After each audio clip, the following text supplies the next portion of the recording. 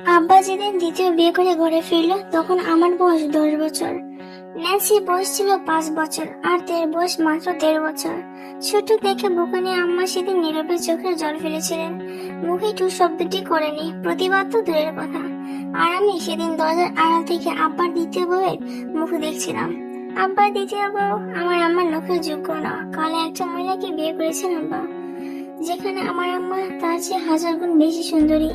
তারপর আব্বা ওই মহিলাকে বিয়ে করেছিলেন, কারণ একটাই, আব্বার একটা পুত্র সন্তান চাই। না হলে তার এত সব সম্পত্তি কে দেখবে, তার জমিদারি কে সামলাবে। যেদিন তের জন্ম হলো সেদিন আব্বা বাড়িতে ফিরেনি, কিন্তু তার কাছে ঠিকই খবর পৌঁছেছিল যে তার মেয়ে হয়েছে। সেজন্য আব্বা রাগ করে বাড়িতে আসেননি। তার ঠিক 2 দিন পর আব্বা বাড়িতে এসেছিল, কিন্তু কার সাথে কোনো কথা বলেনি। পরপর 3টা মেয়ে জন্ম দেওয়ার জন্য আম্মাকে অনেক কথা শোনায় দাদি। আম্মা নাকি ছেলে জন্ম দিতে পারবে না। তার সাথে আরো একটি কথা বলেছিল, তা হলো যে মাইয়ের রূপ বেশি হয় সেই পোলা পয়দা করতে পারে না কোনোদিন। এই কথা শুনে সেদিন আমার অনেক কষ্ট হয়েছিল, কিন্তু আম্মা কিছু বলেনি, চুপচাপ নিজের কাজ করছিল। দেখে করে রাখতো ন্যান্সি, আর আমি স্কুল থেকে ফিরে এসে দেখে করে নিতাম। ও যখন ছোট ছোট হাত পাগুলো নাড়াতো আমার খুব ভালো লাগতো। আম্মা বলে আমার আর ন্যান্সির থেকেও তে বেশি সুন্দর। গালে একটু ছোঁয়া পড়তে ওর গাল দুটো লাল হয়ে যেত, মনে হতো রক্ত জমা বেড়ে গিয়েছে। সেই ভয়ে থেকে কোলে নিতাম না, যদি ব্যথা পাই। কিন্তু ন্যান্সি ছোট থেকে কোলে নেওয়ার জন্য সবসময় আঁকুপাকু করতো। তেকে কোলে নিয়ে বারান্দায় বসে বৃষ্টি দেখতো, আর আমি তার পাশে মোড়া পেতে বই নিয়ে বসে থাকতাম।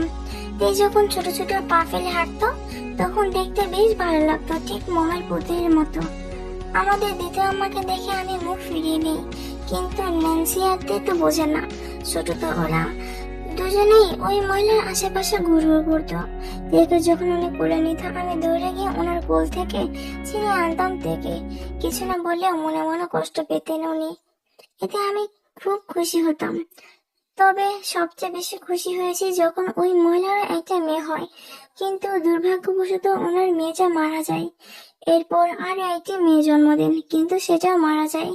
তারপর যখন আর পড়তে পারলো না তে, তার আগে ডাক পড়লো লিসা বেগমের। সাথে সাথে বিষাদের ছোঁয়া নেমে এলো তের মুখে। সবে মাত্র খাতাটা খুলে পড়তে বসেছিল সে, একটু পড়তে না পড়তে ডাকাডাকি শুরু হয়ে গিয়েছে। চোখ মুখ কুচকে সে পড়ার টেবিল থেকে উঠে দাঁড়ালো। শব্দ করে ছেলে চেয়ারটা কঞ্চিত দূরে সরে দিল। সিমেন্টের মোড়ান্তে আবরিত খাতাটা বন্ধ করে সযত্নে বই